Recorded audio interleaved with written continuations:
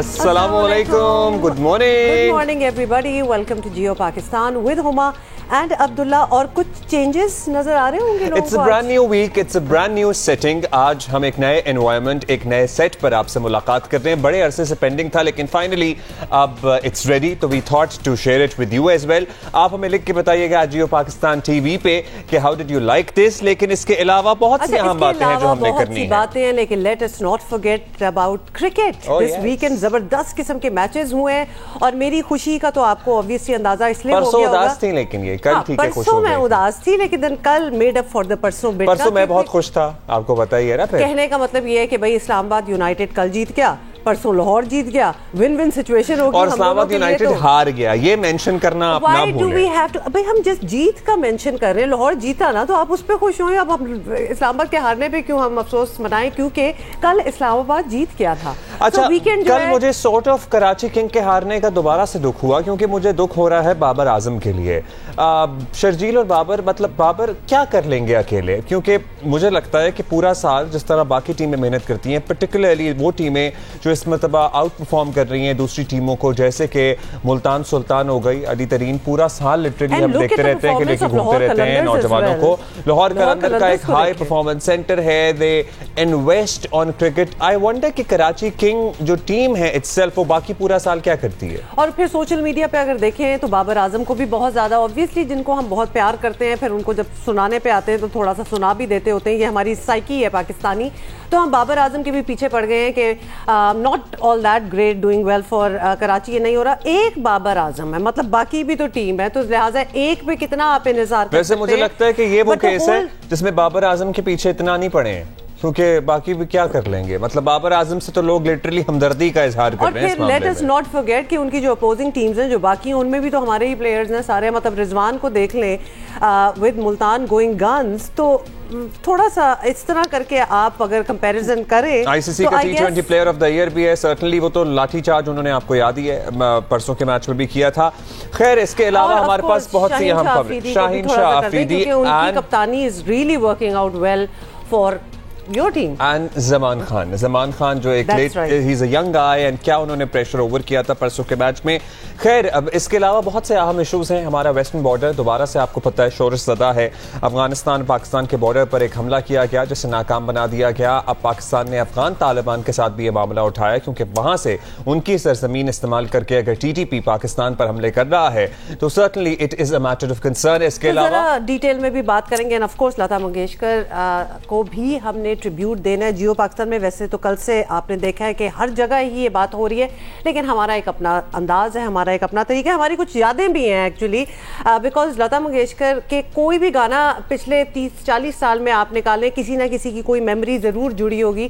So well be talking about that as well. اس کے علاوہ بھی ہماری ایک طویل فرمائشی فہرست تھی جو میں نے کل اپنی ٹیم کو دے دی تھی, وہ گانے بھی ہوں گے وقتاً فوقتاً یہ ہم شامل کرتے رہیں گے. ہم جتنے بھی گانے نکال لیں نا کچھ رہ جائیں گے پیچھے, کیونکہ اتنے گانے تھے. Lata Mangeshkar sang more than 30,000 songs. Can you imagine? تو سوچ ہی لیں کہ کیا ایک باڈی آف ورک ہے ان کا, جو کہ ہم چاہیں بھی تو میرا خیال ہے ہم جسٹیفائی نہیں کر سکتے. 50s سے اٹھا کے دیکھ لیں اور early 2000s تک, I think earlier than 50. late 40s آپ کہہ رہی ہیں. 7 دہائیوں پر مشتمل, 7 دہائیوں پر مشتمل ان کا کریئر تھا. اگر 50 کی دہائی اور اس کے بعد 2000 لیٹ تک کے ان کے کٹرینہ کیف تک پہ پکچرائز ہوئے گانے دیکھ لیں تو آپ کو ہر دہائی میں کتنے ہی ایسے گانے مل جائیں گے جو آپ کے فیورٹ رہے ہوں گے. جب یہ خبر آئی تو آپ کو پتہ ہے فیملی واٹس ایپ گروپس ہوتے ہیں, سارے ایکٹیو ہو جاتے ہیں, گانے لگ رہے ہیں, ٹریبیوٹس ہو رہے ہیں, یہ وہ. And every time we would think کہ we have come up with the best song, اور بڑی یادیں یہ وہ. دیر is always another song waiting کہ کوئی اور یاد دلا دیتا ہے کہ یہ والا گانا یاد ہے. تو یہ ان کی لیگیسی ہے, اور ایکچولی ہم آئی گیس جسٹیفائی اس طرح نہیں کر سکتے. کچھ دیر بعد اس پروگرام میں لتا منگیشکر کے کچھ گانے شامل کرتے رہیں گے. اس کے علاوہ آپ کو بہت کچھ بتانا ہے, اپڈیٹ کرنا ہے over the weekend. If you have missed it تو یہ بھی آپ کو بتا دیں کہ ایک بڑی اہم بیٹھک ہوئی ہے, اور مسلم لیگ نون اور پیپلز پارٹی ایسا لگ رہا ہے کہ پھر قریب آنے لگے ہیں. سیاسی منظرنامے پر 5 فروری کو بائی دا وے بڑی پیش رفت سامنے آئی. آلدو اس ملاقات کے حوالے سے کوئی کانکریٹ چیز سامنے نہیں آ سکی کہ کیا فیصلے ہوئے, لیکن پھر بھی ہم نے کچھ نکالنے کی کوشش کی. کچھ مہمان بھی ہمیں کچھ ہی دیر میں جوائن کریں گے. شہباز شریف نے آصف زرداری اور بلاول بھٹو کو دعوت پر بلایا. ملاقات میں مریم نواز اور حمزہ شہباز بھی موجود رہے.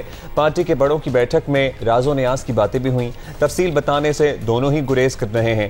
نون لیگ اور پیپلز پارٹی اس ملاقات کو میثاق جمہوریت جیسی پیش رفت قرار دے رہے ہیں. بہت بڑی بات ہے. اور ساتھ ہی آپ کو بتائیں کہ chairman Peoples party Bilawal Bhutto نے بھی بتایا کہ پارلیمان کے اندر بھی حکومت کو للکارنے کا فیصلہ کیا گیا ہے. اعتماد اٹھ چکا ہے اور اب پارلیمان کا اعتماد بھی اٹھنا چاہیے. پاکستان کو ہم نے بچانا ہے تو عمران کو ہمیں نکالنا ہے. باقی ایشوز پہ ہمارا اپنا اپنا منشور بے شک رہے. یہاں تک عوام کا مطالبہ کی بات ہے وہاں تک تو مسلم لیگ نون ہو, پاکستان پیپلز پارٹی ہو, ہم سب پیج پہ ہیں اور پاکستان کے عوام اسی ایک پیج پہ ہیں کہ عمران صاحب کو جانا پڑے. جو پارلیمانی جمہوری اور آئینی طریقہ ہے اس حکومت کو ہٹانے کے لیے احتجاج کے ساتھ ساتھ وہ عدم اعتماد کا عمل ہے اور امید ہے کہ آگے جا کے ہم مزید کنسنسس پیدا کر سکیں گے. بلاول صاحب کی گفتگو تو آپ نے سن لی. صدر نون لیگ شہباز شریف کا ملاقات پر کہنا تھا کہ میٹنگ میں ہونے والے فیصلے پی ڈی ایم کے سامنے رکھے جائیں گے. یہ ڈسکس ہوا کہ کیا جو لانگ مارچ جو پیپلز پارٹی نے جس کا اعلان کیا ہے اور جو long march P D M نے جس کا اعلان کیا ہے اس میں ہم کس قسم کی ہم آہنگی اور کوارڈینیشن پیدا کر سکتے ہیں. ہماری پارٹی میں دو راہ تھیں مگر میاں نواز شریف کی لیڈرشپ میں اس میں اب بہت حد تک یکسوئی ہے. تو آج ہم نے یہ طے کیا ہے کہ ہم اگلے چند دن میں مسلم لیگ نون کی جو سینٹرل ایگزیکٹو کمیٹی ہے اس میں مشاورت کر کے پی ڈی ایم اس میں ہم اس معاملے کو لے کے جائیں گے اور پھر انشاءاللہ ان کی مشاورت کے ساتھ اکٹھا ہم انشاءاللہ اعلان کریں گے. یہ سب کچھ تو آپ نے سن لیا, لیکن میٹنگ میں اپوزیشن کے اہم فریق اور پی ڈی ایم کے سربراہ مولانا فضل الرحمان کی غیر حاضری سب نے محسوس کی. صاف نظر آ رہا تھا شہباز شریف نے مولانا کو اس معاملے میں بائی پاس کر دیا ہے اور حکومت بھی اس معاملے پر خوب پوائنٹ سکورنگ کر رہی ہے. مجبوراً جواب دے رہا ہوں فضل الرحمان صاحب, کل آپ کو انہوں نے مکھی کی طرح نکالا ہے. جب میں بہت پہلے یہ کہہ رہا تھا کہ یہ لانگ مارچ میں ان کی دلچسپی نہیں, یہ میڈیا کھیل رہے ہیں, ان کا خیال ہے کہ یہ آئیں گے تو چودھری افتخار کی طرح ڈرون کوریج ہوگی. نہیں ہوگی. فضل الرحمان کوشش کر لیں. پہلے یہ استعفے دے رہے تھے, استعفوں سے بھاگے, پھر یہ لانگ مارچ پہ آ رہے تھے. 30 دسمبر کو انہوں نے کہا کہ ہمارا جناب علی, یہ آخری پچھلے سال 30 دسمبر کو, مجھے ایسے دکھائی دے رہا ہے یہ اپنے لیے بڑا مسئلہ پیدا کر چکے ہیں. ہمیں کوئی خوف نہیں ہے, جہاں عدم اعتماد لانا چاہتے ہیں لائیں. آپ نے دیکھا ہی کہ جو ایک محفل ہوئی جس میں شہباز شریف صاحب اور بلاول صاحب ماتم کناں تھے اور مریم نواز صاحبہ بھی وہاں پر پہنچ گئیں, اور ہم 5 کی جو ڈرامہ سیریز وہاں پہ چلی آپ نے دیکھا کہ کس طرح سے ان کی چیخیں جو ہیں وہ اس وقت آسمان پہ جا رہی ہیں. اسی سے آپ کو پتہ چل جاتا ہے کہ 3 کا دورہ کتنا کامیاب رہا. اچھا انہوں نے کہا ہے ہم 5 کی ڈرامہ سیریز ماتم کناں اور چیخیں آسمان تک. مطلب میں پھر وہ وقت یاد کرتا ہوں جب یہ بلاول بھٹو زرداری کی تعریفوں میں زمین و آسمان کے قلابے ملاتے تھے. فواد چودھری صاحب کی میں بات کر رہا ہوں. بڑے پرانے دن تھے, اتنے بھی پرانے نہیں ہیں ویسے, مطلب ہمیں یاد ہیں تو I'm sure باقی لوگوں کو بھی یاد ہوں گے. انہیں یاد ہے کہ نہیں, یہ زیادہ امپورٹنٹ. اور اب ان کی چوائس آف ورڈز دیکھیے, ویسے وقت بدلتے دیر نہیں لگتی, مجھے لگتا ہے اپنی چوائس آف ورڈز میں ذرا محتاط رہنا چاہیے. خیر, اس ملاقات کے بعد رہنما نون لیگ شاہد خاقان عباسی کے بھی گلے شکوے دور ہو گئے. ان کا کہنا ہے کہ پیپلز پارٹی اور نون لیگ کا مقصد ایک ہے. پی ڈی ایم کا لانگ مارچ جو 8 جماعتیں ہیں وہ 23 مارچ کو ہے. اس سے پہلے پیپلز پارٹی نے اپنا لانگ مارچ رکھا ہے 27 تاریخ کو, یہ ان کا فیصلہ ہے. تو پیپلز پارٹی اپنی کوشش کرے گی. مقصد دونوں کا ایک ہی ہے کہ احتجاج ہو, حکومت پر دباؤ ڈالا جائے کہ آج اس ملک کے لوگ مشکل میں ہیں اور آج ملک کے معاملات کا واحد حل ایک فوری اور شفاف الیکشن میں ہے. اچھا جی، آپ نے سنا کہ دونوں جماعتوں کے بیانات سے ایسا لگ رہا ہے اپوزیشن عدم اعتماد کی طرف جا رہی ہے، لیکن فوری ایسا ہوتا نظر نہیں آ رہا، کیونکہ مولانا فضل الرحمان بہرحال ایک بڑی جماعت اور اپوزیشن اتحاد کے سربراہ ہیں. انہیں اب تک اس معاملے پر اعتماد میں نہیں لیا گیا. دونوں جماعتیں ملاقات کے بعد اب تک خود بھی کوئی واضح پلان جو ہے وہ پیش نہیں کر سکے. موجودہ سیاسی حالات میں اپوزیشن فوری یکجا ہو کر حکومت کو کسی بڑے امتحان میں ڈال سکے مشکل ایکچولی اگر سوچا جائے. اچھا، اس پہ اب سارے ہی لوگ کہہ رہے ہیں کہ جناب مولانا فضل الرحمان کو، اب شیخ رشید کے کامنٹ بھی آپ نے سن لیا، تو ہم مولانا صاحب کی جماعت کا موقف بھی حاصل کرنے کی کوشش کریں گے، لیکن پہلے ہوسٹ جماعت جو مسلم لیگ نون ہے اپیرنٹلی، ان کے رہنما رانا ثناء اللہ ہمارے ساتھ موجود ہیں. شکریہ رانا صاحب. رانا صاحب، ہفتے کے روز بڑی اہم ملاقات ہوئی اور بتایا گیا کہ شہباز شریف ہی کی دعوت پر ہوئی ہے. اس کا مطلب ہے کہ مسلم لیگ نون نے اپنے طور پر کچھ فیصلہ سرٹنلی کیا ہوگا، تبھی بلایا گیا نا ان لوگوں کو. تو کوئی اطلاع ہے آپ کے پاس پیپلز پارٹی کے سامنے کیا بات رکھی گئی ہے اور کیا وجہ بنی؟ As in what was the thought process behind this meeting being called? دیکھیں، میری ذاتی دانش میں یا ایک سیاسی کارکن کے طور پہ جو میری سمجھ ہے، یہ ایک اہم ملاقات تھی، کیونکہ دو بڑی سیاسی جماعتوں کی لیڈرشپ جو ہے وہ جب بھی ملتی ہے تو یقیناً ملکی حالات کے اوپر ایک مثبت بات چیت ہوتی ہے، رواداری اور ایک دوسرے کو سمجھنے کا جو ہے وہ موقع ملتا ہے. لیکن اس کا کوئی مخصوص ایجنڈا نہیں تھا اس میٹنگ کا، اور یقیناً اس میں لانگ مارچ سے متعلق جو ہے وہ بات ہوئی ہوگی کہ دونوں پی ڈی ایم اور پیپلز پارٹی جو ہے وہ اس کو ایک ڈیٹ پہ کر لیں یا ایک ساتھ کریں. اور اس کے علاوہ جو عدم اعتماد کی بات ہے اس کے اوپر بھی جو ہے وہ بات ہوئی ہوگی. لیکن پاکستان مسلم لیگ نون جو ہے وہ پیپلز پارٹی سے اس طرح سے بیٹھ کے کوئی فیصلہ نہیں کر سکتی، کیونکہ ہم پی ڈی ایم میں شامل ہیں، اور جو بھی وہاں پہ بات ہوئی ہوگی وہ بات جو ہے وہ پی ڈی ایم کے سربراہی اجلاس کے سامنے رکھی جائے گی، اور وہاں پہ جو فیصلہ ہوگا وہ فیصلہ حتمی ہوگا. اچھا رانا صاحب، یہ بھی بتائیں کہ مسلم لیگ نون اور پیپلز پارٹی نے کھل کر اعلان نہیں کیا کہ طے ہوا کیا ہے. ظاہر ہے اس موقع پر پتے نہیں جو ہے وہ کھولنا چاہتے، لیکن اس معاملے کے اہم فریق مولانا فضل الرحمان بھی ہیں. تو کیا چانسز ہیں کہ مسلم لیگ نون اور پیپلز پارٹی کی مشترکہ تجاویز پر وہ مان جائیں؟ میرا خیال ہے کہ وہاں پہ بات چیت ضرور ہوئی ہے، اور ملک کو درپیش جو صورتحال ہے، جو موجودہ نااہل ٹولے نے جو ہے وہ اس ملک کو معاشی طور پہ اور سیاسی طور پہ ناقابل تلافی نقصان پہنچایا ہے، اس کے اوپر بات ہوئی ہوگی. لیکن میرا نہیں خیال ہے کہ کوئی بات طے ہوئی ہے. اگر طے ہوتی تو یقیناً اس کا اعلان ہوتا.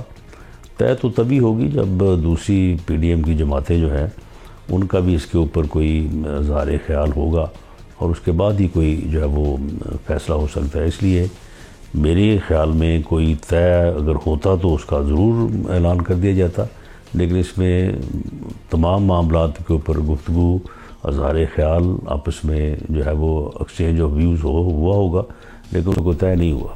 اچھا رانا صاحب، ایک فہرست بھی جس کے بارے میں بات ہو رہی تھی جناب، کچھ نام ہے. شاہد خاقان عباسی صاحب نے اعلان کیا کہ 20 حکومتی ارکان اسمبلی جو ہیں وہ تیار ہیں تحریک انصاف کے خلاف جانے کے لیے. اس کا سرٹنلی مطلب یہی لینا ہم کہ پنجاب اسمبلی میں بھی یقیناً کچھ لوگ ہوں گے جو آپ سے رابطے میں ہوں گے.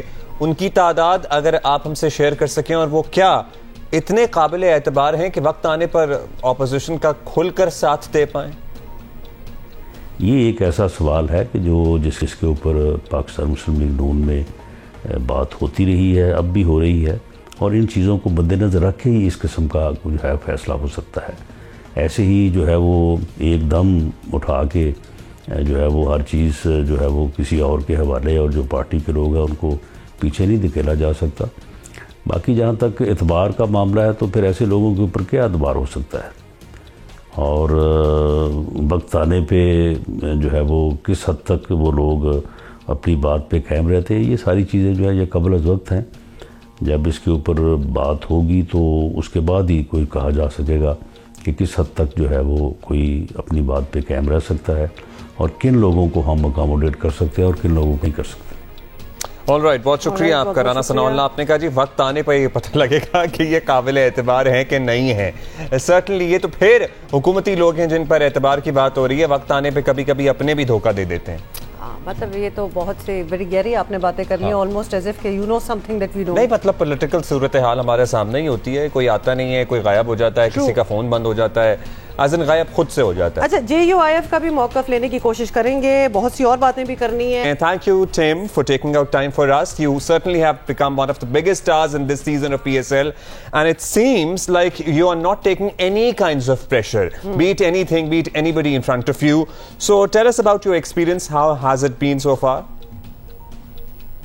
Well, I haven't played a full season of the PSL yet, so I obviously want to finish off this campaign strongly. We're halfway through, but it's helped to be given confidence by the management and by my captain and the rest of my team by just having fun while we play. All right, good to hear that, Tim. But we are so curious about the fact that there are so many leagues at so many other places in the world going on. You are what we call a modern traveling cricketer. So in COVID biosecure bubble, how stressful does it really become, and how do you manage it all? It's not ideal having to be in bubbles all the time, but I guess that's probably what gave me my first opportunity with guys pulling out and then giving me an opportunity to fill their spot. So yeah, it's tough. It's time away from family, time away from friends, but I guess you've just got to try and make the most of it by trying to put your best performances in when you get the chance. Tim, although we are talking about other leagues, as Homa mentioned, and the biosecure bubble and its difficulties, since you are not the part of PSL for the very first time, you've sort of become the veteran as well, and you've played in other leagues around the globe as well. How different is this league from the rest of the leagues that you have been a part of? I think probably the biggest differences for the PSL is obviously culturally. The guys here are a lot different. It's very good fun. We spend a lot of time together. And then again, as I've said before, the bowling, there's a lot of young fast bowlers and experienced fast bowlers that all bowl high pace and try and test you out, as well as good spinners. So it's a strong competition. Well, we are glad to hear that your experience has been good and it's smooth sailing so far. Tim, please do tell us, Multan Sultans under Rizwan are growing stronger and stronger every day, and Rizwan is much loved cricketer in Pakistan, and we want him to do well. Which other team, however, is capable, you think, of challenging Sultans at the moment? Oh, well, we're obviously happy to be playing really good cricket at the moment, but momentum's a big thing in tournament cricket, so we've got a lot of momentum at the moment, and hopefully we can keep that towards the back end of the season. All the other teams can win on their day, so it's hard to pick some out. Maybe Islamabad have been playing really well and Lahore have been playing really well in the first leg, but there's still 5 games to go in the season. We're only halfway through, so we'll see what happens come the business end. Islamabad کا تو thank you so much. Thank you by the way Tim. Islamabad کا تذکرہ کر دیا, پھر ہمارے level of bowling standard سے بہت اور ان کو لگ رہا ہے کہ جو ان لوگوں کی سچویشن اس وقت ہے ملتان سلطان کی, کہ کوئی چیلنج ایکچولی نہیں کر سکتا. سو بڑے پورا اعتماد بھی ہیں, کانفیڈنٹ بھی ہیں, اور کیوں نہ ہو, ابھی تک ہارے ہی نہیں ہیں. We don't want to jinx that. Of course, people who are doing well, teams that are doing well should continue on that track, so that's good. Yeah. So ہم کوشش کریں گے کہ ہم مختلف ٹیموں سے مختلف پلیئرز کو اب جتنے بھی دن رہ گئے ہیں PSL کے میچز کی, ان کو دعوت دیں اور ان کے پرسنل ویوز آپ سب تک پہنچائیں اور خود بھی محظوظ ہوں اس سے. And of course you can also write in to us and tell us کہ آپ کس سے ملاقات کرنا چاہتے ہیں, تو ہم کوشش کریں گے کہ ایگزیکٹلی اسی پلیئر کو لایا جائے. اچھا جی, بریک لیتے ہیں, پھر بریک کے بعد کچھ گانوں کے ساتھ ہو رہی ہے نہیں ہے PSL.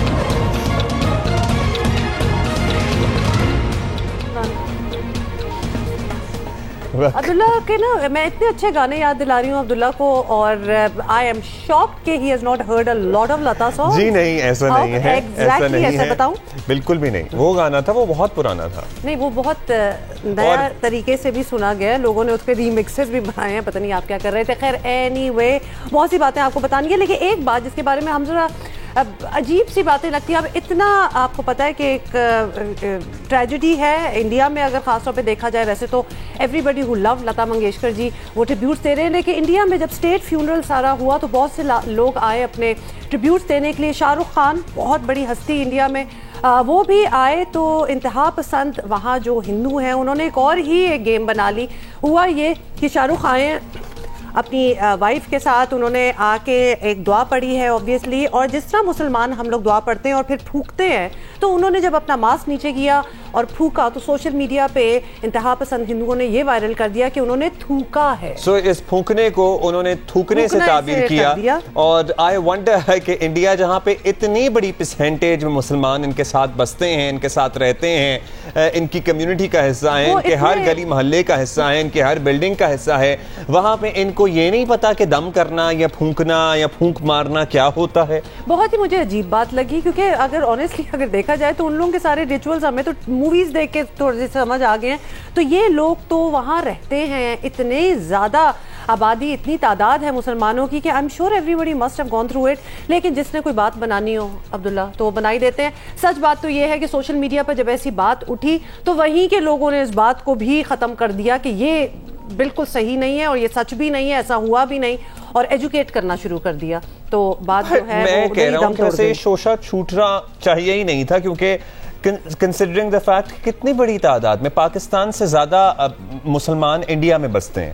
سو اگر انڈیا میں آئی ونڈر کہ ان کو ایک ساتھ رہتے ہوئے اتنی دہائیوں سے یہ نہیں پتا کہ کیا ریچولز ہیں ایک دوسرے کے مذہب کے, اور یہ تو بڑی کامن سی بات ہے, دم کرنا یا پھونکنا یا دعا پڑھ کے کچھ کر دینا, مطلب دس از ویری کامن سائٹ. میں سچ بات بتائیں تو اٹ ڈزنٹ سرپرائز می. آپ کو پتا ہے کہ آج کل کیا ہو رہا ہے انڈیا میں, جب طے ہوتا ہے کہ کسی نے بات کا بتنگڑ بنانا ہے تو پھر وہ کوئی بھی بہانہ تلاش کر لیتا ہے. خیر جناب, ایک بیٹھک کا ہم تذکرہ کر رہے تھے جس میں پی ڈی ایم کے اپیرنٹلی لیڈران موجود نہیں تھے, کوئی نمائندگی نہیں تھی, اور وہ ملاقات تھی between P M L N and P پی پی.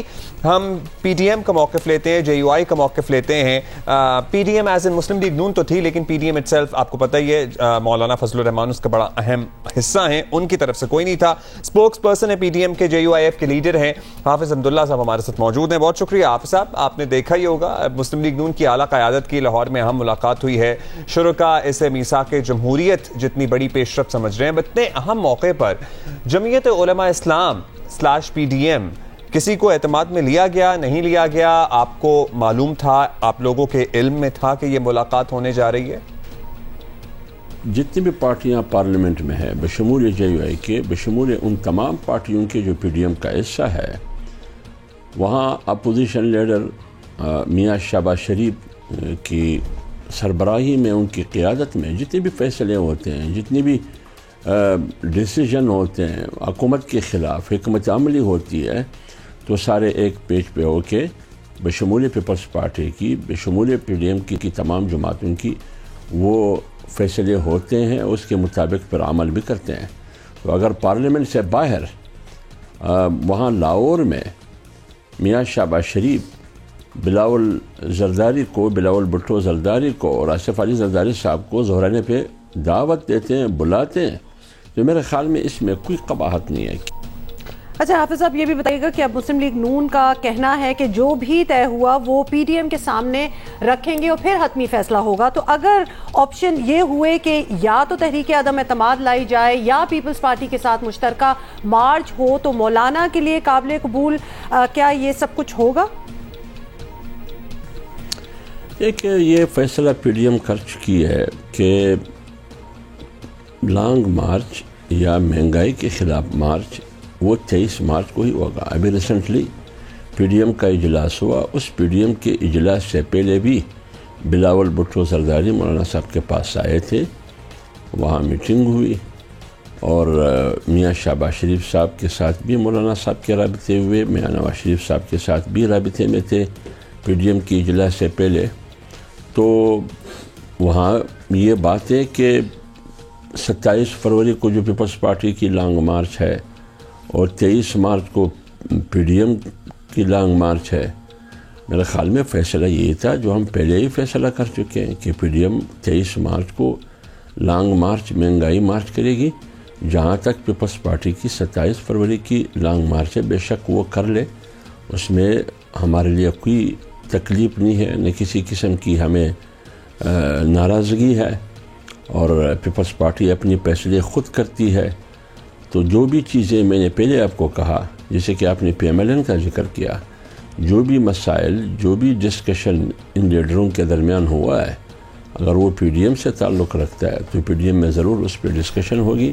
اچھا، اب یہ ساری ملاقاتیں بھی چل رہی ہیں، لیکن ساتھ ساتھ ان ملاقاتوں اور لانگ مارچز کے اعلانات کے باوجود حافظ صاحب حکومت کا اعتماد بھی ماشاءاللہ آسمانوں کو چھو رہا ہے. اب مختلف تجزیے بھی اس سلسلے میں کیے جا رہے ہیں. انہیں نواز زرداری کے ساتھ مولانا کی سیاست بھی حکومت کو ختم ہوتی دکھائی دے رہی ہے. اب تجزیہ کار سمجھتے ہیں کہ اگلے 2-4 ماہ میں حکومت نہ گرائی جا سکی تو مولانا کی سیاست شاید واقعی ختم ہو جائے.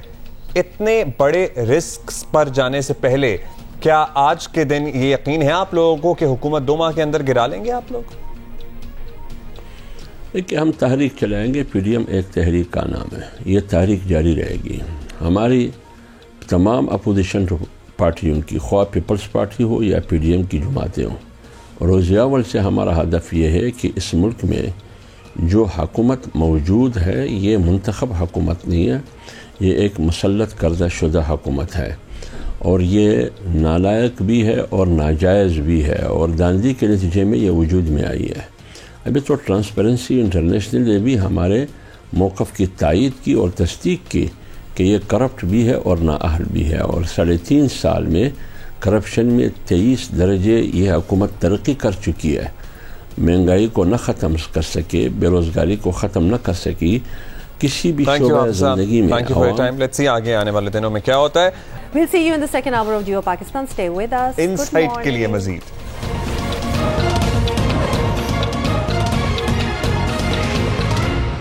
یہ جو الارم کلاک ہے نا، یہ لرز سی رہی ہے، لیکن یہی کیفیت انسان جب صبح اٹھ رہا ہوتا ہے، پرٹیکولرلی منڈے کو زیادہ تر لوگوں کی ہوتی ہے جب وہ الارم بولتا ہے نا. پرٹیکولرلی مختلف فون برانڈز کے مختلف آوازوں والے الارم ہیں، لیکن بعض تو اتنے ہولناک ہیں کہ میرا سن کے دل بیٹھنا شروع ہو جاتا ہے. اور مجھے تو بہت ہی کم آواز پسند ہے الارم میں. بائی دی وے، جو گھنٹہ ہم نے لگایا ہوا ہے نا اپنے گرافکس میں، ان سے تو ایک جان جاتی ہے، کیونکہ وہ اتنے اونچے ہوتے ہیں، اس کو تو میں گھنٹی بھی نہیں کہوں گی، پورا گھنٹہ ہوتا ہے. ان سے تھرتھلی مچ جاتی ہے. ہاں، وہ تو پھر پورا گھر ہی اٹھ کے کہیں جانے کی اس میں پڑ جاتا ہے. لیکن any way, snooze is the best thing, کہ 3-4 بار سنوز پہ جائے پھر انسان آرام سے جاگتا ہے. کوئکلی ہم نے آپ کو یہ بھی کووڈ کے نمبرز ہمارے پاس موجود ہیں، اور over all percentage of positivity ہے وہ ایسا لگ رہا ہے کہ کچھ کم ہو رہی ہے. وی آر ایٹ 7.45%، لیکن پھر بھی 38 افراد کے انتقال کی خبر افسوسناک ہے. 38 افراد کا یہ فگر بہت بڑا ہے، کیونکہ ہم بہت نیچے جا چکے تھے.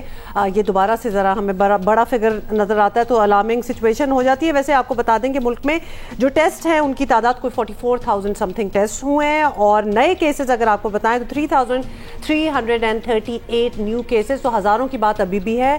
اور اب تو بلکہ عبداللہ، میں سننے میں آ رہی ہوں کہ لٹرلی بچے کو کووڈ ہو رہا ہے. اینڈ آئی ایکچولی مین بچے. میری فیملی میں جو بچے ہیں اب تو ان کو بھی ایک کو کووڈ ہو گیا، اور الحمدللہ ٹھیک بھی ہو گئے. کیونکہ اس ویرینٹ کے بارے میں شروع میں یہ اطلاعات آ گئی تھیں کہ بچوں کو متاثر کر رہا ہے. جو پہلی دوسری ویو والے ویرینٹ تھے نا، وہ بچوں کو اتنا افیکٹ نہیں کر رہے تھے، لیکن اس میں یہ کیسز سامنے آئے. آپ کے نیفیو کو بھی غالباً کووڈ ہوا ہے. But he's better now. Everybody who is suffering from COVID, particularly children and elderly people, جلدی ٹھیک ہو جائیں. اور ہم آپ سے بہت سی باتیں کرنا چاہتے ہیں، لیکن ایک ایسی سٹوری جس نے بڑا ڈسٹرب کیا. اچھا جی، باقی باتیں اس بات میں سب سے پہلے تو یہ بات کر لیں کہ تمام تر قوانین کے باوجود خواتین کے خلاف جرائم کم ہوتے نظر نہیں آ رہے. 5 فروری کو سوات کی تحصیل چارباغ میں نامعلوم افراد نے نئے شادی شدہ جوڑے کو بے دردی سے قتل کر دیا. مبینہ طور پر لڑکی نے گھر والوں کی اجازت کے بغیر شادی کی تھی. ریزن تو آپ کو پتہ ہے ہمیشہ یہی ہوتا ہے. اور قتل ہونے والے جوڑے کا تعلق کوہستان سے ہے. اور اس کے علاوہ کل راولپنڈی میں بھی معمولی تلخ کلامی پر لڑکی کو اس کے گھر میں قتل کر دیا گیا. میں جب یہ الفاظ سن رہا ہوں نا آپ سے، تو میں وہ منظر امیجن نہیں کر پا رہا کہ اپنا ہی گھر اور انسان اپنے ہی گھر میں اتنا غیر محفوظ ہو جائے کہ اپنے گھر میں اپنوں کے ہاتھوں قتل ہو جائے. آپ وہ منظر امیجن کر سکتے ہیں؟ مطلب ہمارے سب کے گھر میں اپنے بچے بچیاں سبھی ہیں نا. مانگنا ہے آپ اپنے گھر میں انسیف بیٹھے ہوئے ہیں کہ، اور یہ کس قسم کے واقعات ہیں. سیڈلی اس طرح وہ بہت شوق نہیں کرتی، بیکاز یہ کافی عام بھی ہیں. It wouldn't be the first time کہ ہم نے اس قسم کی کوئی بات سنی ہو. اور ہم گھریلو تشدد کی بات کرتے ہیں، خواتین کے حقوق کی بات کرتے ہیں، بہت سی اس پہ تنقید بھی سامنے آتی ہے، لیکن یہ بھی حقائق ہیں.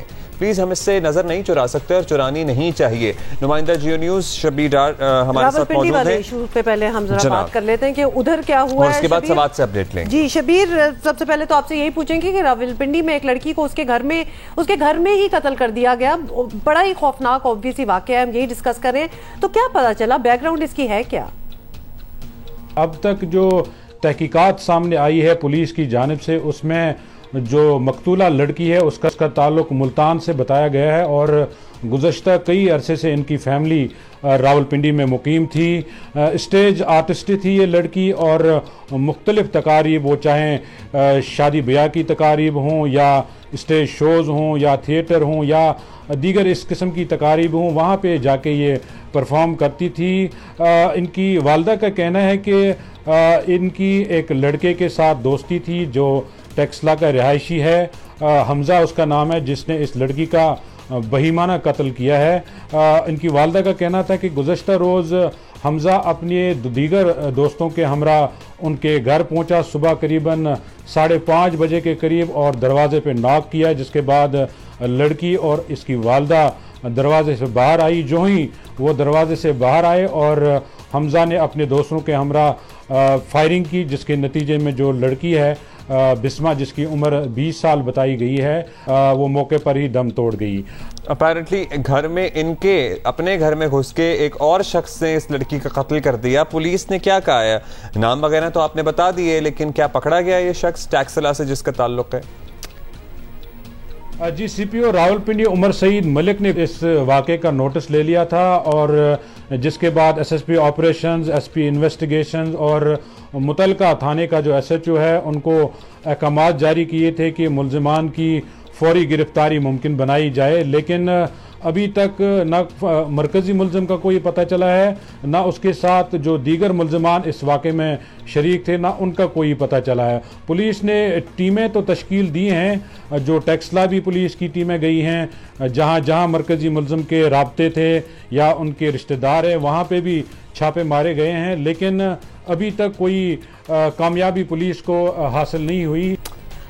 शबीर डार, बहुत बहुत शुक्रिया for giving us the update. अब वो पूरी ऑब्वियसली डिटेल में ये पता चला कि वो लड़की जो थी वो वैसे ही एक परफॉर्मर थी, दोस्ती थी, वो बंदा आ गया और उसको मारने के लिए बहुत सी दुनिया, I am sorry can I just point it out because यहाँ जस्टिफाई कर देते हैं इस बात को कि जी वो तो परफॉर्मर थी, तो मतलब मरने के लिए तो तैयार नहीं थी ना, और बाकी जो जिसकी दोस्ती थी उसको भी तो पता था कि वो क्या करती है। So what ever the reason might be, उसको उसी के घर में मार दिया गया एंड आई होप वो पकड़े जाए। हम यहाँ बैठ के उनका नाम ले रहे हैं तो उनको पकड़ना शुडंट बी दैट डिफिकल्ट। अच्छा जी, एक और वाक़या आपको बताइए, वहाँ तो कोई कसूर, मतलब खैर कहीं भी किसी को कत्ल करने का क्या जवाब हो सकता है, लेकिन यहाँ पे ये वजह बनाई गई, वहाँ पे कोई पर्सनल कॉन्फ्लिक्ट ज़ाहिर था और यहाँ पे ये वजह बनाई गई कि पसंद की शादी करनी। अच्छा, वहाँ शादी जहाँ ना हो तो वहाँ इस वजह से कत्ल हो जाता है कि जी शादी भी नहीं हुई हुई इनकी, तो और फिर जहाँ शादी हुई हुई है तो इस वजह से हो जाएगा कत्ल, क्योंकि शादी हुई। महबूब अली हमारे साथ मौजूद है, नुमाइंदा है हमारे सवाद से, बहुत शुक्रिया। बताइएगा, इस नौयत का पहला वाक़या सर्टनली नहीं है इस इलाके में।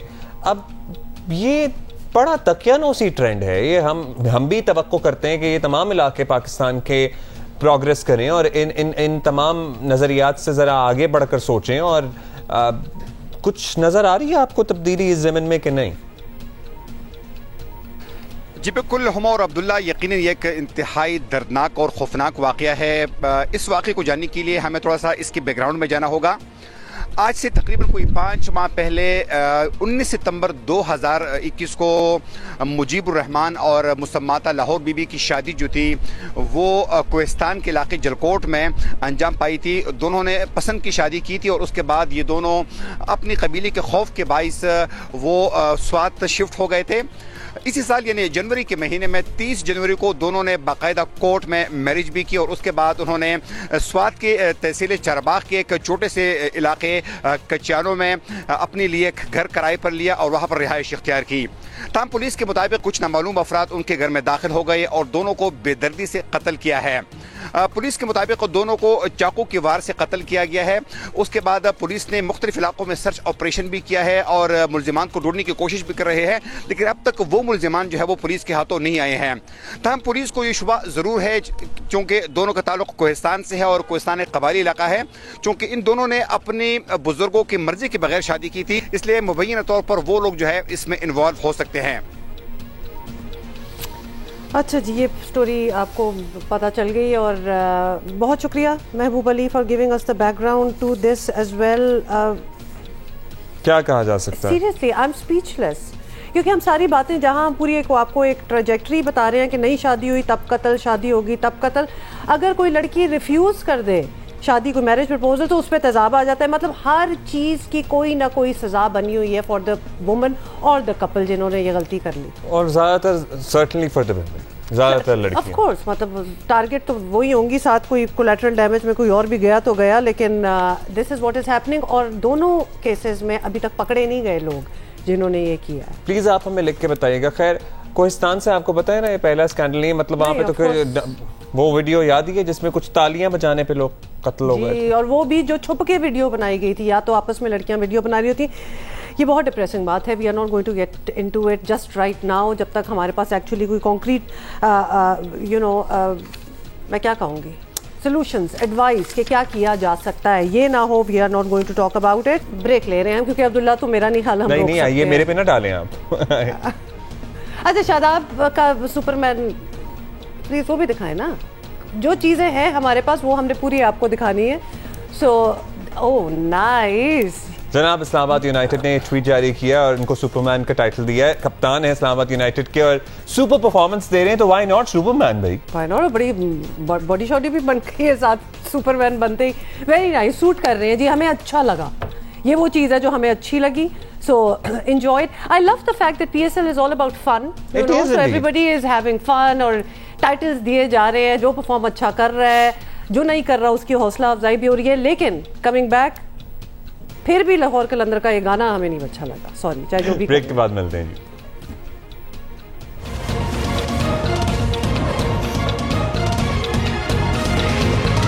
اب ہم آپ کو ملانا چاہتے ہیں جو ہمارے گیسٹ ان دا اسٹوڈیو ہیں. پہلے ذرا آپ کو بتا دیں کہ بیرون ملک مقیم پاکستانی اپنی صلاحیتوں کے ذریعے دنیا بھر میں نام بنا رہے ہیں, آپ کو تو پتہ ہی ہے. اور ان میں جی ایک ہیں حسنین ولی, جنہوں نے آسٹریلیا میں ہونے والے باڈی بلڈنگ مقابلے میں کامیابی حاصل کی اور مسٹر آسٹریلیا 2020 کا ٹائٹل جیتنے میں کامیاب ہوئے.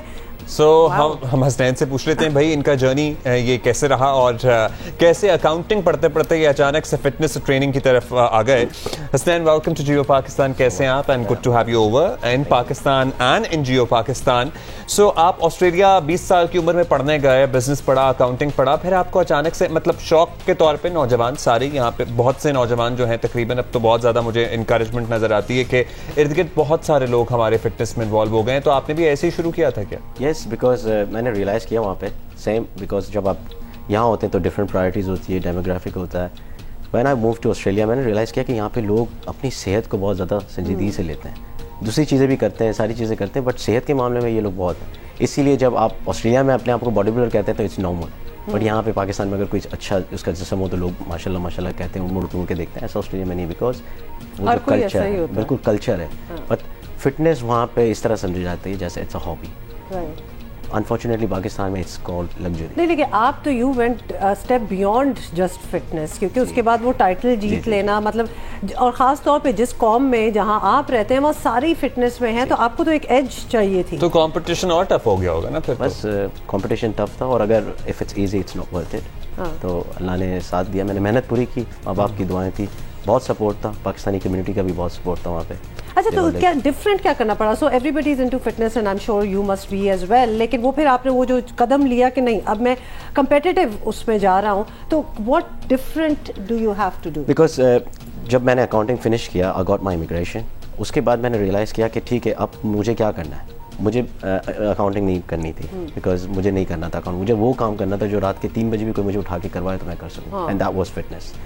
سو آئی چوز فٹنس, اور میں نے جو اپنا پیشن تھا, جو جنون تھا, اس کو ہی اپنا پروفیشن بنا لیا. پڑھائی کی کیا اس میں؟ جی بالکل, آسٹریلیا سے سب کچھ کیا, ساری کوالیفیکیشن, ساری اچیومنٹ. کیونکہ ایک پڑھائی کے بعد آپ کو پھر اس میں بھی پڑھائی کرنی پڑی ہوگی, to be a coach at least. بالکل, ٹو بی اے ٹرینر. اور وہ پڑھائی میری زندگی کی سب سے زیادہ میں نے ایمانداری کے ساتھ کی ہے, اس کے علاوہ اس میں کوئی ڈنڈی نہیں ماری. اچھا, یہ بات آپ نے بڑی اچھی کی, اور ویسے تو انسان جو بھی کر رہا ہو, لیکن جس چیز میں آپ کا دل ویسے ہی چاہتا ہو کہ ہم کریں, تو you do a better job at it, you excel in that as well.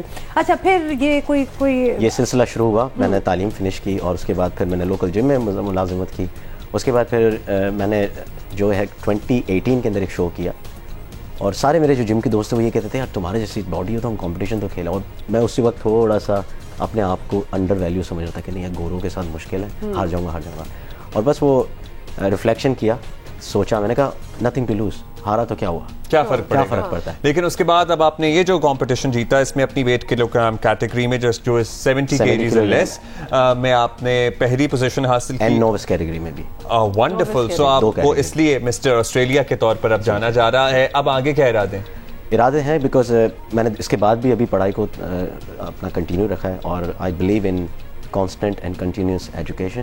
لوگ کہتے ہیں نالج از پاور, میں اس سے ڈس ایگری کرتا ہوں. میں کہتا ہوں اپلائیڈ نالج از پاور. جو علم آپ حاصل کر رہے ہیں اس کو امپلیمنٹ کریں. اگر آپ صرف سیکھتے جا رہے ہیں, اس کو امپلیمنٹ نہیں کر رہے, تو وہ آپ کا وقت بھی ضائع کرے گا اور پیسے بھی. تو میں کنٹینیوس کوچنگ لے رہا ہوں, آگے بھی لیتا رہوں گا. اور خود بھی اسٹرینتھ اینڈ کنڈیشننگ کوچ بن چکے ہیں یا بننا چاہ رہے ہیں؟ اور میں کام بھی کر رہا ہوں, اور انشاءاللہ بہت جلد آپ دیکھیں گے مجھے پاکستان کی خدمت کرتے ہیں. زبردست. اچھا, کیا لائف, کیونکہ اوبویسلی آپ آئے ہیں اور لوگ آپ کو دیکھ کے متاثر ہوں گے, ہم چاہتے ہیں آپ کی طرف سے کچھ ٹپس جائیں. تو ایک زندگی کا فٹنس جو ہے آپ کی زندگی کا ایک حصہ ہی بن چکی ہے. جب آف ڈیز ہوتے ہیں, جیسے ابھی آپ چھٹیوں پہ آئے ہوئے ہیں پاکستان, تو کچھ کنٹینیو کرتے ہیں, کچھ سم routine that you still manage to do? آپ سے ملنے سے پہلے آئی واز ایٹ دی جم. اچھا, ادھر آ کے آپ نے مطلب 2 ہفتے کے لیے آئے ہیں تو جم, مطلب چھٹیوں میں بھی کوئی چھٹی نہیں ہے؟ دیکھیں, جب آپ کا مشن اسٹرانگ ہو, بڑا ہو نا, تو دیر از نو آف سیزن. تو فٹنس از مائی ریلیجن. اسی وجہ سے لوگ مجھے عزت دے رہے ہیں. I can't compromise that. I can't afford کہ میں آؤٹ آف شیپ ہو جاؤں یا میں وہ غذائیں کھانا شروع کر دوں جو ہمیں نہیں کھانی چاہیے. پاکستانی کھانے کھا رہے ہیں ادھر آ کے؟ فی الحال تو نہیں, 1-2 جگہ ہوا ہے, اور انشاءاللہ آئی ول انٹرٹین. میں اس کو کھانے کھا کے جائیے گا, ورنہ اب آئے ہیں تو تھوڑا تو چیٹنگ بنتی ہے, تھوڑا سا انشاءاللہ کریں گے. It's okay. اچھا, کرکٹ دیکھ رہے ہیں آج کل؟ تو آپ بڑے اچھے ٹائم پہ آئے ہیں, پی ایس ایل وغیرہ بھی چل رہا ہے. جی, کرکٹ تھوڑا سا فالو کر رہا ہوں, because I am extremely busy occupied. انشاءاللہ I'm looking forward to watch at least one game. اچھا, یہ جو ساری تنسازی ہوتی ہے, باڈی بلڈنگ ہوتی ہے, ہمارے پاس وقت کم ہے, اس میں کچھ ایکسٹرنل ہیلپ بھی لی جاتی ہے جو آج کل آپ کو پتہ ہی ہے, یہ انجیکشنز اینڈ ایوری تھنگ, یا پھر سارا نیچرل ہوتا ہے؟ یہ ساری چیزیں ہوتی ہیں, ڈیپینڈ کرتا ہے ہر اسپورٹس کے اندر. آف کورس یہ ہے, اور یہ ایک الگ ٹاپک ہے, اس پہ پوری سائنس بیس ہوتی ہے ساری چیزیں. اور یہ جو کچھ بھی لینا چاہیے ڈاکٹرز اور پروفیشنلز کی سپرویژن میں لینا چاہیے. میں آپ کو یہ کہہ رہا ہوں کہ ابھی میں صبح جم میں تھا, اور I was blessed and honoured کہ مجھے کس نے ویلکم کیا. سید فضل الہی ہیں, ہمارے پاکستان کی شان ہے. جی بالکل. ہی واز 3rd, اینڈ میں ان کے جم میں گیا, انہوں نے مجھے بڑی عزت دی, and he was very proud to be کہ میں وہاں پہ گیا ہوں. اور انہوں نے مجھے یہی کہا کہ لوگ آتے ہیں, بچے خاص کر 16-17 سال کے, اور وہ آتے ہیں اور کہتے ہیں کہ ہمیں تو آپ کی کوئی ضرورت نہیں, ہمیں تو سب پتہ ہے. شارٹ کٹ چاہیے ہوتا ہے نا بیسک. پتہ نہیں شارٹ کٹ چاہیے, یا یوٹیوب دیکھ لیا, یا کسی کی ویڈیو دیکھ لی. اٹس اوکے, یوٹیوب کے اندر بہت اچھا کانٹینٹ ہے, but just think about this way. Babar Azam is the number 1 player in the world. جب اس کا کوچ ہے تو پھر آپ کا بھی ہونا چاہیے. ایک مینٹور کی سرٹنلی ضرورت ہوتی ہے. Thank you Hussain for being here, for doing what you doing. اور بڑی جی انسپائرنگ ان کی سٹوری بھی ہے, اور بے شک آپ کسی کمپیٹیٹیو طریقے میں کریں یا نہ کریں, صحت کا خیال رکھنا بہت ضروری ہے. اور ہم ہمیشہ کہتے ہیں کوئی ورزش, کوئی فٹنس روٹین اپنی زندگی میں ایڈ کر لیں. جسمانی اور ذہنی دونوں طرح کی صحت کے لیے بہتر ہے. بریک کے بعد ملیے. Good morning.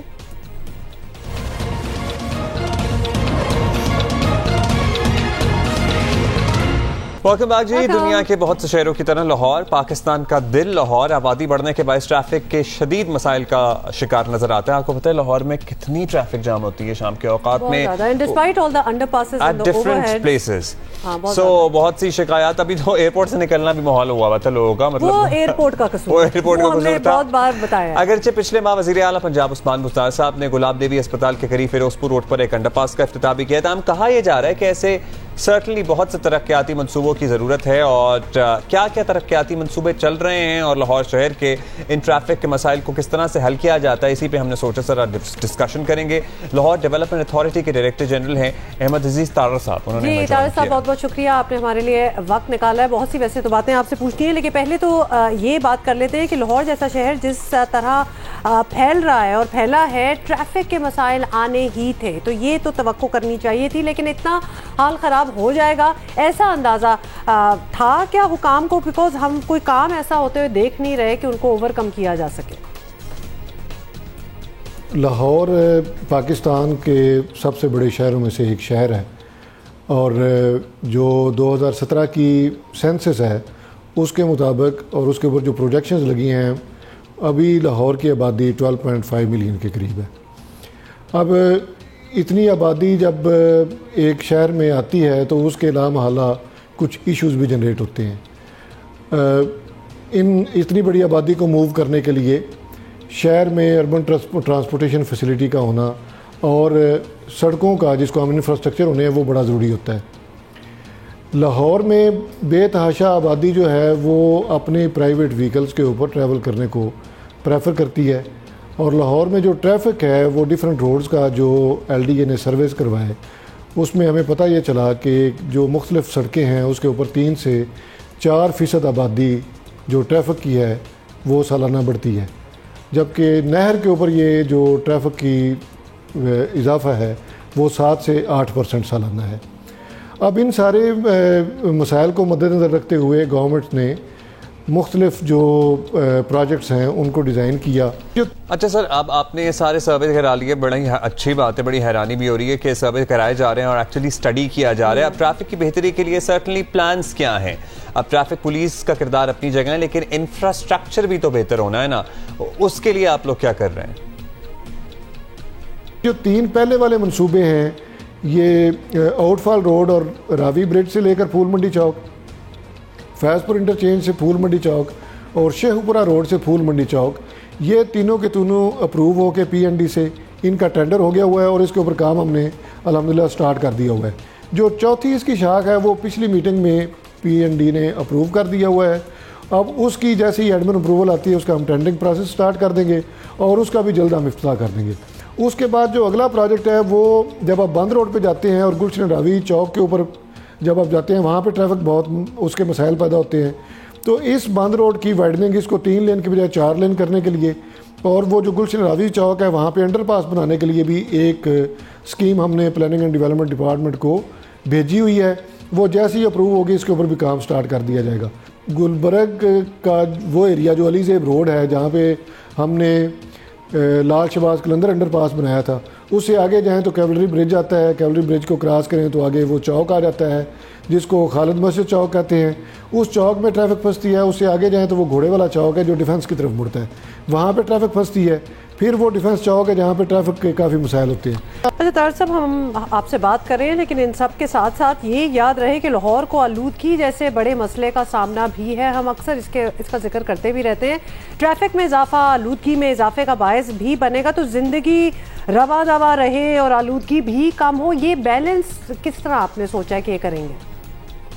آلودگی کم کرنے کے لیے, جو کنجیشن ہے اس کو کم کرنے کے لیے ایل ڈی اے نے گورنمنٹ آف پنجاب کی جو وزیر اعلیٰ پنجاب ہیں ان کی اسپیشل ڈائریکشنز کے اوپر 2 پروجیکٹ اور ہیں جو اب ان کی ڈیزائن اور فیزیبلٹی کے فائنل سٹیج کے اوپر ہیں. پرنسپل اپروول ان میں سے ایک کی پرائم منسٹر پاکستان جناب عمران خان صاحب نے اور چیف منسٹر پنجاب سردار عثمان احمد بزدار صاحب نے دے دی ہوئی ہے, وہ ہے ایلیویٹڈ ایکسپریس وے. یہ گلبرگ کا جو مین بولے وارڈ ہے وہاں سے ایک ایلیویٹ ہوگی ایکسپریس وے جو گندے نالے کے اوپر چلتی ہوئی مغرب کی طرف چلتی ہوئی نہر کو کراس کرے گی. ملتان روڈ کا جو اورنج ٹرین کا برج ہے اس کے نیچے سے گزر کے پھر یہ اسی گندے نالے پہ چل کے توحید کالونی کو کراس کر کے گلشن راوی کے جو مین بولے وارڈ ہے اس کے اوپر چلتی ہوئی اس کے بعد یہ بند روڈ کو کراس کرے گی. بند روڈ کو کراس کر کے بند پارک کی جو آبادی ہے اس کو کراس کرتے ہوئے جو راوی کا برج ہے موٹر وے سے پہلے وہاں سے لینڈ کر جائے گی. This seems like a project. بہت شکریہ ہم سے بات کرنے کا. اچھا یہ والی چیز نے آپ کو ایکسائٹ کیا ہے؟ مجھے ایکسائٹ کیا ہے ایلیویٹڈ ایکسپریس وے. سو گلبرگ سے شروع ہوگی, گندے نالے سے چلتے چلتے بی این یو کا پرانا کیمپس نہیں آپ کو یاد ہے, اس کے اوپر سے چلتے چلتے کافی شہر کے مختلف مقامات سے گزرے گی. سو اس سے بھی کافی ٹریفک کا دباؤ کم ہونے کی توقع کی جا رہی ہے. But that is it. Thank you Tahir صاحب. ڈی جی ایل ٹی ہمارے ساتھ موجود تھے احمد عزیز طاہر. اچھا ساتھ ساتھ ہم آپ کو ذرا تھوڑا سا بتا دیں کہ آج لاہور میں بہت دھند ہے. بائی دی وے آپ کو پتا ہے کہ ٹریفک کے مسائل تو اپنی جگہ, لیکن فلائٹ آپریشن متاثر ہے. وہ تو گھنٹوں سے متاثر ہوئی تھی. And few days back my mother went back to Lahore اور مجھے بڑا ڈر تھا because I know so many people جو ایئرپورٹ پہ جا کے گھنٹوں کے لیے پھنس جاتے ہیں, لیکن الحمدللہ I think that was the last stage جو ٹائم پہ چیزیں چل رہی تھیں اور اس کے بعد تو پھر دھند کا ہی راج تھا وہاں. تو یہ ہم آپ کو بتانا چاہتے تھے.